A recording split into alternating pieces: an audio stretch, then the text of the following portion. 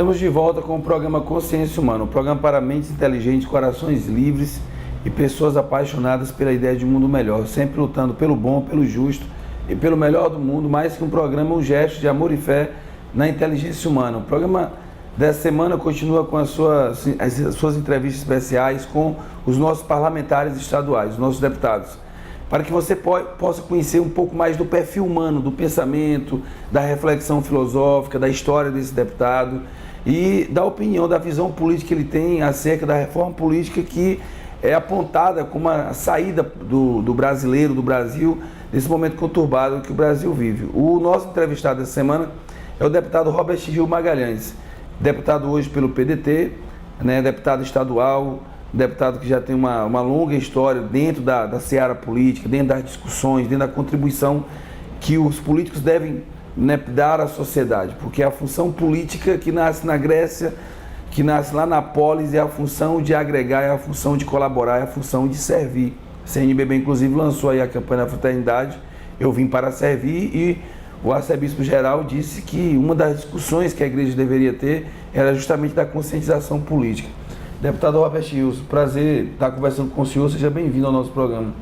Prazer é meu, uma alegria estar aqui conversando com você, conversando com as pessoas que estão vendo em casa, falando um pouco da nossa vida, da nossa luta, do nosso cotidiano, de tudo aquilo que nós fizemos para chegar até aqui.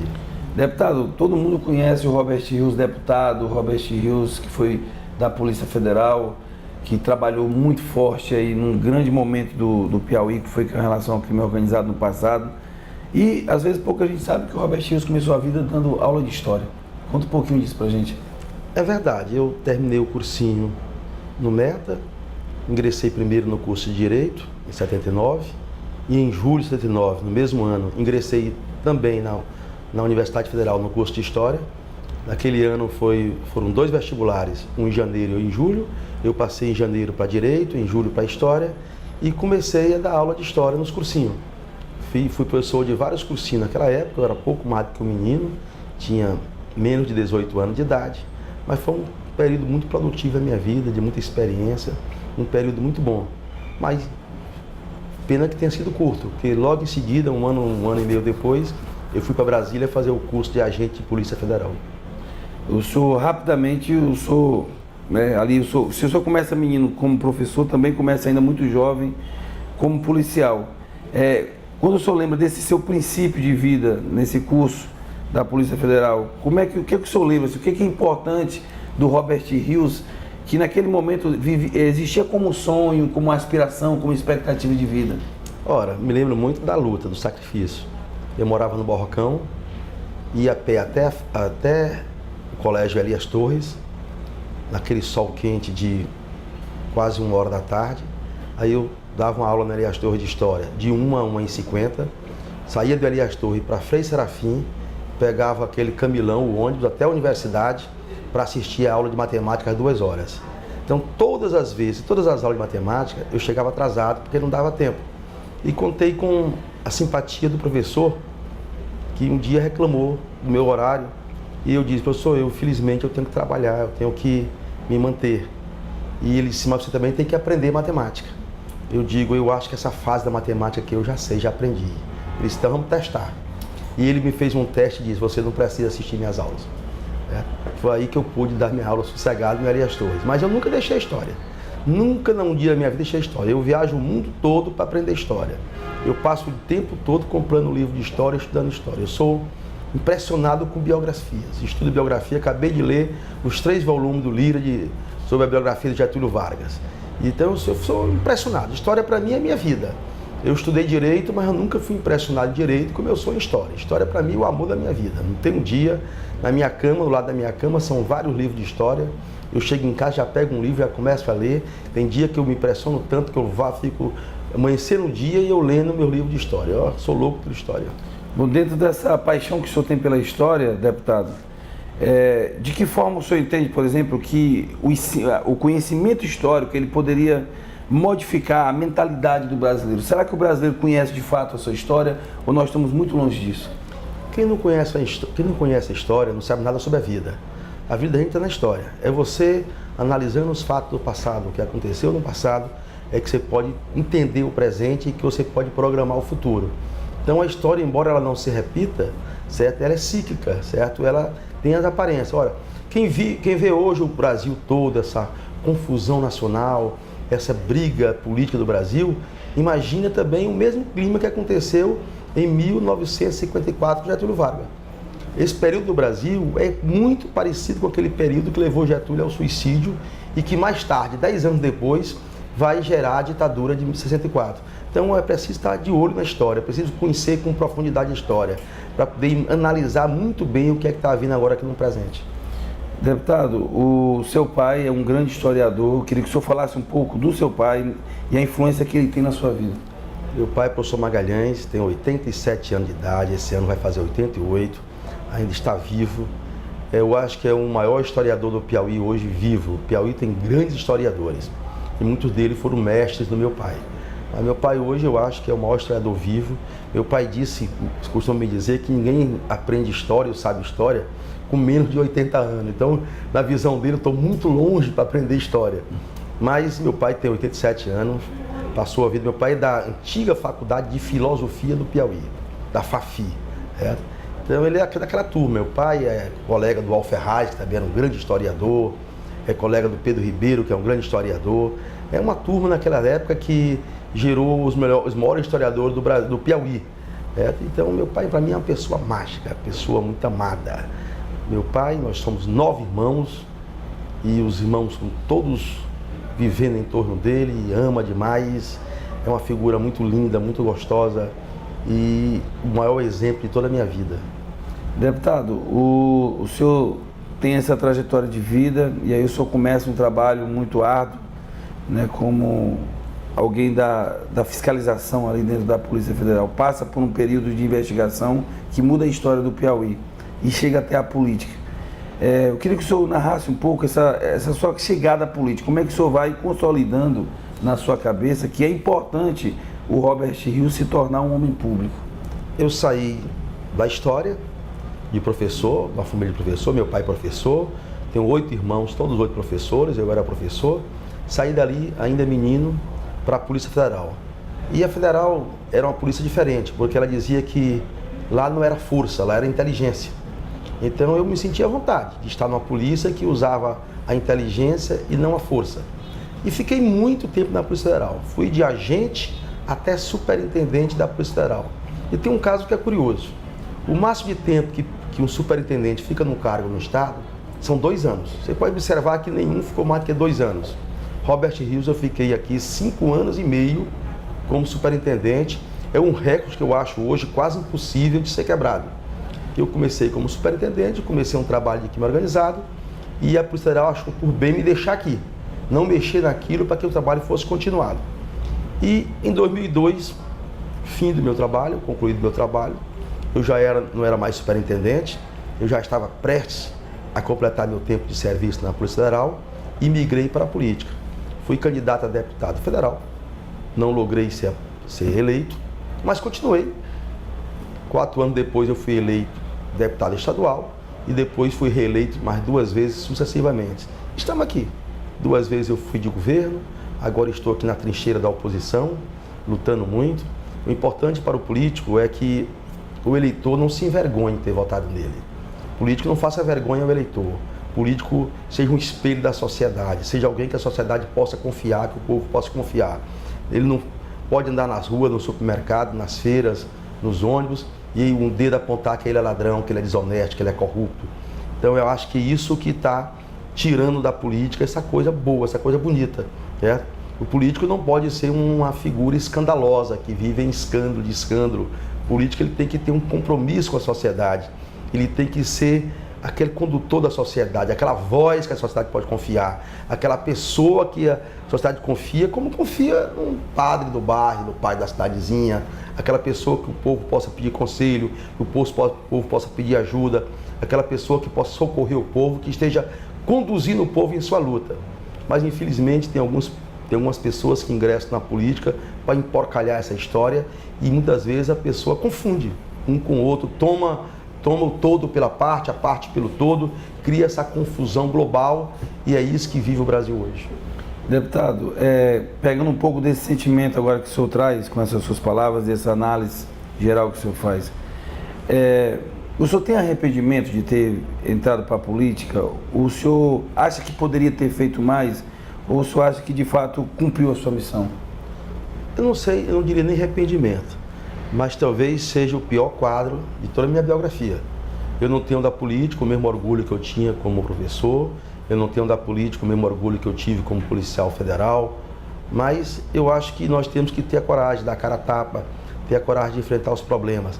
Eu acho que a política precisa de Robert Rios, dos seus Zés, da periferia, da Dona Maria, daquelas pessoas que têm um compromisso, daquelas pessoas que não vieram aqui enriquecer, não vieram aqui se dar bem.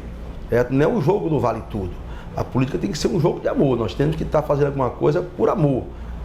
Eu fico triste quando as pessoas vêm ao meu gabinete, certo? Me pedir que eu compre um ingresso de festa para ela, que eu pague academia de ginástica para ela e tal. Eu gosto quando as pessoas vêm aqui, a sociedade, associação, sindicato, pedir luta. Meu gabinete é uma trincheira de luta, eu estou aqui para lutar pelo povo. Para lutar pelo povo. As pessoas têm que entender que aqueles deputados que distribuem dinheiro, os políticos que distribuem dinheiro, são aqueles que estão roubando da Petrobras, roubando do BNDES, assaltando o cofre público. Então o deputado, não conheço ninguém que chega num consultório médico e peça dinheiro para médico, alguém que chega no empresário, peça dinheiro para o empresário. Então aqueles que pedem dinheiro para o político, eles estão desprestigiando o político. Eles estão dizendo, rapaz, você está roubando mesmo? Me dê uma parte desse roubo. Então é essa mentalidade que nós temos que mudar. Os políticos precisam mudar, mas o eleitor também precisa mudar. Se o político é corrupto, ele foi colocado ali pelo eleitor. E o eleitor sério, o eleitor exigente, não coloca o político corrupto na cadeira. O senhor me fez lembrar agora, deputado, de uma frase da Rosa de Luxemburgo, que ela dizia que cada povo tem uns políticos que merece. Mas ninguém merece os políticos brasileiros, viu? Eu acho que ela não conhecia os políticos brasileiros. Aqui ninguém merece. O Brasil chegou num patamar de corrupção que é inaceitável, inadmissível. É a maior vergonha de todos os tempos, de toda a história. Nem no Brasil colônia, que eles vinham aqui roubar nosso pau-brasil, roubar nosso ouro, roubar nossos minérios, estuprar, escravizar nossas índias, nossos índios. Certo? O Brasil passou por uma fase tão vergonhosa. Eu só conheço 2 períodos de vergonha do Brasil. Certo? Esse período da corrupção e outro da escravidão. Nossos irmãos africanos eram arrancados das suas tribos na África, trazidos para cá por onde navio, acorrentados, e aqui eram escravizados, também estuprados, mas escravizados. Certo? Mas a escravização pela corrupção talvez seja mais diabólica meio de corrupção, de escravização do que a minha vida. Eu fico envergonhado quando se abre a televisão e vê escalonada essa corrupção. É devastadora para o país. A sociedade não confia mais no político. Certo? Ela não sabe mais quem é o honesto, quem é o desonesto. Ela não sabe se o Robert Rios é honesto. Ela passou a desconfiar de todos os políticos. Todos os políticos. É por isso que eu estou pregando hoje uma eleição geral em 2016. Nós temos que, meu mandato vai até 2018, 2019, encerra em 2016 Robert Rios, encerra todos os governadores, vamos ter uma eleição de vereador e prefeito no próximo ano, então fazemos logo uma eleição geral. Vereador, prefeito, deputado estadual, federal, senador, governador, presidente da República. Eleição geral. Vamos limpar esse país pela vontade do povo e pela vassoura do povo. É o povo que vai limpar esse país. Como é que vai limpar? Uma eleição. Uma eleição ímpar na história, uma eleição geral para o Brasil. De vereador a presidente, o povo vai, o povo escolhe, e nós começamos uma nova história, uma nova zaga. Deputado, o senhor é conhecido pela sua fala, pela sua contundência de defender um ponto de vista. Isso foi um peso na sua vida? Claro. Carregar o Robert Rios nas costas não é fácil, não. A pior cor do mundo é ser Robert Rios. Um homem cuja palavra é um título quitado. Um homem que tudo que diz que faz, faz. Então não é muito fácil, não é muito fácil. É um peso muito grande, eu sou muito exigido. Aqui mesmo na Assembleia, eu não tinha assim, passei 2 mandatos meus cuidando de segurança pública. Hoje eu estou aqui na Assembleia e já começo a mudar a coisa na Assembleia, a mentalidade da Assembleia. Eu começo a conversar com meus pares, com os deputados, aprender com eles, mas também trazer muito da minha experiência para eles e quero aqui escrever uma nova história, uma nova página, certo? queremos um legislativo limpo, dinâmico, que o povo possa confiar, que o povo possa entender. Queremos levar essa Assembleia para próximo do povo, discutir com o povo. Porque uma vez eu pensei aqui, quando eu vi esses escândalos da corrupção, do mensalão, do petrolão, eu digo, olha, esse povo não roubou de mim. Eu não me sinto como vítima desse povo. Aí eu me perguntei, quem é a vítima desse povo? De quem foi que esse povo roubou? Aí comecei a andar nas ruas e comecei a ver um homem empurrando uma bicicleta. Eu disse, ele é a vítima. Vi um homem com um campo de peixe querendo vender peixe e disse, esse é a vítima. Vi um homem com alavanca cavando um buraco no chão para ganhar uns trocados no final do dia e disse, ele é a vítima. Vi uma mulher na fila no hospital procurando um médico com a criancinha no braço e disse, ela é a vítima. Então, o povo mais pobre, mais vulnerável, é esse que é a vítima da corrupção. É esse que nós devemos salvar. Só um parlamento forte, com a oposição forte, fiscalizando e vigiando o governo, é que nós vamos frear a corrupção. Porque os que estão sofrendo, os que foram iludidos com Bolsa Família, os que foram iludidos com essa política mentirosa de governo, certo? São as principais vítimas da corrupção. E a corrupção é como a diabetes. Ela lhe mata silenciosamente, bem devagarinho, bem devagarinho. Sobre a luz para tapar o buraco, sobre o preço da água, sobre o preço do combustível, rouba a Petrobras, a ação da Petrobras. Quando estão no buraco, aí aumenta o combustível, aí toda a sociedade é chamada a pagar aquele buraco. Nós estamos tampando o buraco criado pela corrupção. É por isso que nós temos que ser um povo vigilante, um povo esperto, um povo que não pode mais votar por uma cesta básica, um povo que não pode mais votar por dentadura, um povo que não pode mais votar por conversa fiada. É um povo que tem que estar sempre desperto, examinando, olhando, compulsando, desconfiando, mas votando bem.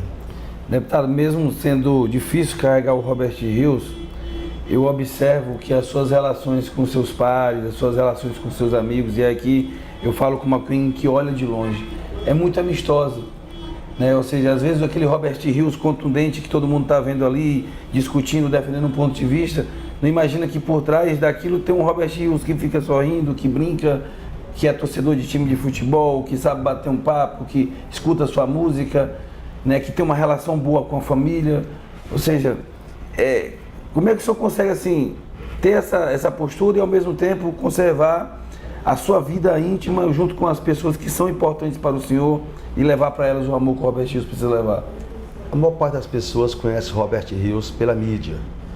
E na mídia eu sempre estou lutando por uma causa. É a causa da segurança, eu estou enfrentando bandidos, traficantes, assassinos, toda sorte de criminosos, enfrentando corruptos. E as pessoas me viram ali naquele momento zangado, exasperado, afirmativo, forte.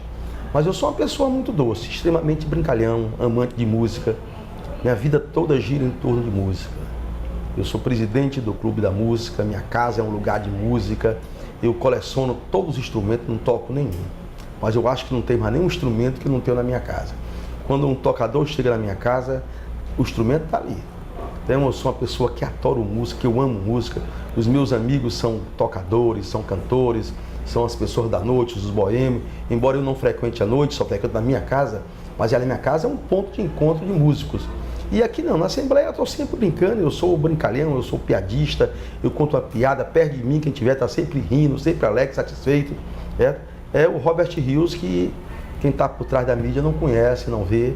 É um extremamente brincalhão, gosto de praticar esporte, vou para academia, gosto de jogar bola, gosto de brincar, eu gosto de música, mas também eu gosto de tratar a coisa com um pouco de seriedade, com muita seriedade.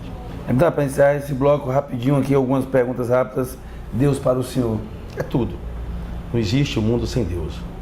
Até aquele que não acredita em Deus precisa muito de Deus. Eu não consigo assim, eu não teria motivo nenhum para acordar, para levantar da cama, se eu não confiasse em Deus.